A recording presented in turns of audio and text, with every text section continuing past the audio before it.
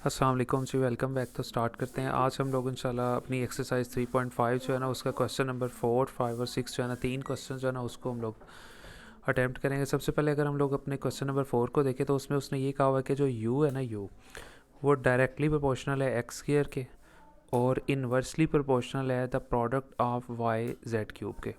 यानी u जो है ना वो डायरेक्टली तो एक्स स्क्वायर के है और इन्वर्सली जो है ना वो इन दोनों के है। यानी u जो है डायरेक्टली इसके है और इन्वर्सली इन दोनों के। यानी ये u जो है इसके डायरेक्ट होगा और इन दोनों का प्रोडक्ट का मतलब इन दोनों का इकट्ठा जो है ये दोनों जो है ना ये इन्वर्सली में आएंगे। इसके अलावा u की, x की, y की और z की उसने कीमतें यहाँ पे आपको दी हुई है। प्रीवियस वीडियो में मैंने आपको बड़ी डिटेल में डिस्कस किया हुआ था इस बारे में। यहाँ तक जो है ना हम लोगों ने वैल्यूज़ को पुट करना है और k की वैल्यू हम लोगों ने यहाँ पे इजीली निकाल लेनी है। ये देखे जी, u जो है ना वो डायरेक्टली प्रोपोर्शनल है एक्स स्क्वायर के और इन्वर्सली प्रोपोर्शनल है वाई के और जेड क्यूब के। जो इन्वर्सली प्रोपोर्शनल होते हैं वो लफ्ज़ नीचे लिखने होते हैं और जो डायरेक्टली होते हैं उनको सामने लिखना होता है।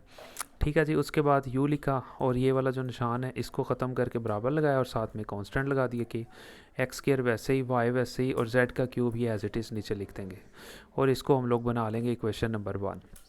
अब हमने क्योंकि के फाइंड करना है तो आपको पता है के किस तरह से फाइंड करते हैं। के को हम लोग इधर ही रखेंगे और इन तीनों रकमों को उठा के दूसरी तरफ ले जाएंगे। यानी ये के जो है ये इस तरफ ही रहेगा और ये वाई इधर डिवाइड हो रहा है उस तरफ जाके मल्टीप्लाई हो जाएगा। जेड का क्यूब इधर डिवाइड हो रहा है उधर जाके मल्टीप्लाई हो जाएगा। ये एक्स स्क्वायर जो है ना के साथ मल्टीप्लाई हो रहा है, एक्स स्क्वायर इधर आके डिवाइड हो जाएगा। ये आप देख सकते हैं यहाँ पे जो चीज़ फाइंड करनी होती है उसको उधर ही रहने दें, के इधर ही रहने दें। वाई और जेड क्यूब दोनों यहाँ डिवाइड हो रहे हैं उस तरफ जाके मल्टीप्लाई हो जाएंगे। एक्स स्क्वायर इधर के से मल्टीप्लाई हो रहा है, इधर आके एक्स स्क्वायर डिवाइड हो जाएगा। ये आप देख सकते हैं।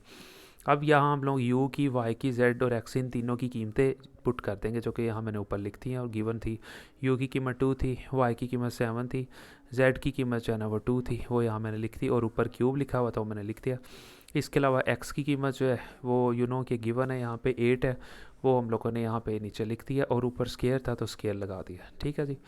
अब ये 2 वैसे ही रह गया, 7 वैसे ही रह गया, 2 का क्यूब लिया तो हम लोगों के पास 8 आ गया और नीचे जो है आपको पता है 8 का स्केल लिया 64 रह गया और ये के वैसे रह गया। ठीक है जी, बहुत आसान था यहाँ से। उसके बाद यहाँ हम देख सकते हैं कि कौन कौन सी चीज़ जो है ना वो कटिंग हो रही है, उसको कटिंग करवा देंगे सिंपल। अब यहाँ पे 8 1 सा 8 और 8 8 64, यानी इसको कटिंग करवा देंगे। अब ऊपर 2 बचा, एक 7 बचा और ये नीचे 8 बच गया। तो 7 को 2 से मल्टीप्लाई करवा देंगे 14 और नीचे 8 रह जाएगा। तो के किसके बराबर हो जाएगा 14/8, यानी इसके बराबर ये आ जाएगा। तो इसको फिर हम लोग क्या करेंगे, मज़ीद सॉल्व करवा देंगे। देखिए 14/8। अब इसको मज़ीद 2 पे कटिंग करवा दें, 2 7 14 और 2 4 8, 7/4 के का ही हम लोगों के पास आंसर आ जाएगा। उसके बाद आपको पता है उसने ये कहा हुआ है कि अब दोबारा मज़ीद उसने यानी हाफ क्वेश्चन पहले था, मज़ीद जो है ना वो यहाँ पे डिस्कस कर रहा है find the value of you. अब वो कह रहा है यू फाइंड करें, जबकि एक्स की, वाई की और जेड की इन तीनों की कीमतें ये। अब यू फाइंड करना है तो आपको पता है जब जो भी फाइंड करना है क्वेश्चन नंबर 1 हम लोग ले लेंगे। ये क्वेश्चन नंबर 1 दोबारा आप जानते हैं मैंने यहाँ पे लिख दी क्वेश्चन नंबर 1। अब इसकी वैल्यूज़ को यहाँ पे हम लोग पुट करना शुरू करेंगे। जो नई वैल्यूज़ उसने यहाँ पे दी हैं, यू वैसे ही रह गया। के की कीमत अभी फाइंड की थी 7/4। एक्स की कीमत जो है वो आपको पता है यहाँ पे 6 थी, वो मैंने लिख दी और ऊपर स्केयर था, स्केयर लगा दिया। फिर वाई की कीमत आपको पता है 3 थी तो वाई के नीचे लिख दिया। जेड की कीमत यहाँ पे 2 थी तो मैंने 2 लिखी और ऊपर मैंने यहाँ पे स्केयर लगा दिया, आप देख सकते हैं। अब इसके अलावा यहाँ पे जो कटिंग हो रहा है उसके लिखेंगे 7/4 वैसे ही आ गया। ठीक है, और 6 का स्केल लिया तो 36 रह गया और नीचे आपको पता है 3 रह गया हमारे पास और 2 का क्यूब ले लिया तो हम लोगों के पास 8 आ जाएगा। अब ये कटिंग हो रहा है 4 1 4 और 4 9 36। अब ऊपर हम लोगों के पास एक तो 7 रह गया और एक 9 रह गया और नीचे हम लोगों के पास 8 रह गया और 3 रह गया। तो इसमें हम देख लेंगे कि मज़ीद कटिंग किस तरह से हम लोगों ने इसको करनी है। अब ये देखें, ठीक है, तो यहाँ इसको मज़ीद कटिंग करवा देंगे। ठीक है, अब ये 3 1 3, ठीक है। अब ये देखें इसको मज़ीद कटिंग किस तरह से करवाएंगे। अब ऊपर हमारे पास एक तो 7 रह गया था वो लिख लिया और इसके अलावा ये 9 रह गया था वो लिख लिया और नीचे 3 रह गया था और साथ में 8 रह गया था। अब ये 3 1 3 3 3 9, ये कटिंग हो गया। 7 रह गया और साथ में हम लोगों के पास नीचे यानी 8। अब 7 बचा और 3 बचा ऊपर और नीचे 8।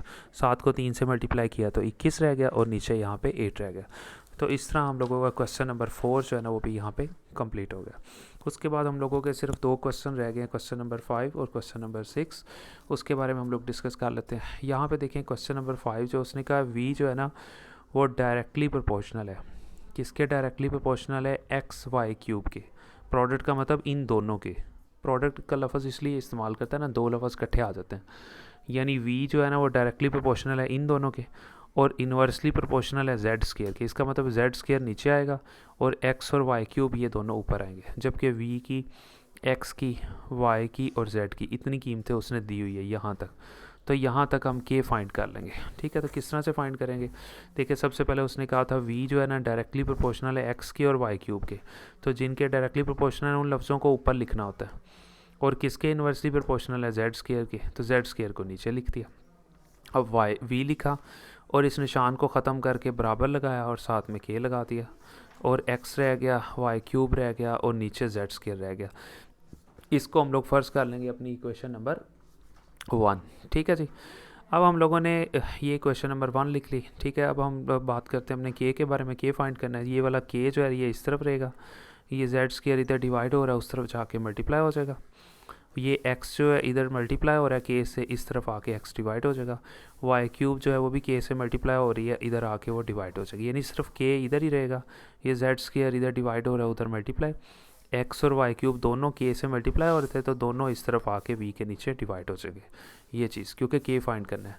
अब इन चारों की वैल्यूज़ यहाँ पे मैंने आपको आगे भी बुक से उठाई हैं, चारों वैल्यूज़ यहाँ पे दी हुई हैं, वो पुट कर देंगे। वी की कीमत लिखी, जेड की कीमत लिखी, ऊपर स्केल लगा दिया, फिर एक्स की कीमत, फिर वाई की कीमत और ऊपर क्यूब लिख दिया। ये आप देख सकते हैं यहाँ पे सिंपली उनको मैंने लिख दिया यहाँ पे। अब 27 वैसे ही रह गया, 7 का स्केल लिया 49, फिर 7 वैसे ही, 6 का क्यूब लिया तो 216 रह गया। ठीक है जी।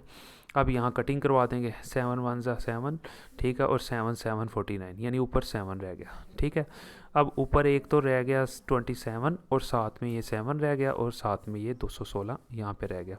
अब इसको यहाँ पे हम लोग जो है ना कटिंग करवा देंगे।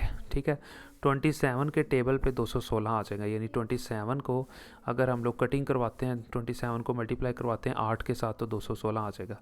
तो 27 1 ज़ा 27 और 27 को 8 से मल्टीप्लाई करवाएं तो 216 और ऊपर सिर्फ 7 रह जाएगा। ठीक है, यानी ऊपर 7 रह गया और नीचे आपको पता है ये 27 के टेबल पे कट गया और नीचे 8 रह गया, यानी हमारे पास 7 रह गया ऊपर और नीचे सिर्फ 8 रह गया। सो के की वैल्यू हम लोगों के पास क्या रहेगी? 7/8। ये हम लोगों का यहाँ पे कंप्लीट हो गया। अब इससे आगे मज़ीद जो है वो आप लोगों से ये कह रहा है कि जनाब find the value of V की वैल्यू आपसे कह रहा है कि फाइंड करें, जबकि एक्स की वैल्यू, वाई की वैल्यू और जेड की न्यू वैल्यूज़ तीनों की उसने यहाँ पे दी हुई हैं। तो बड़ा सिंपल है, आपको पता है क्वेश्चन नंबर 1 को ही हम लोगों ने यूज़ करना होता है। क्वेश्चन नंबर 1 मैंने यहाँ पे लिख ली और ठीक है, वी फाइंड करना है, एक्स वाई और जेड की तीनों की कीमतें इसमें पुट कर देंगे।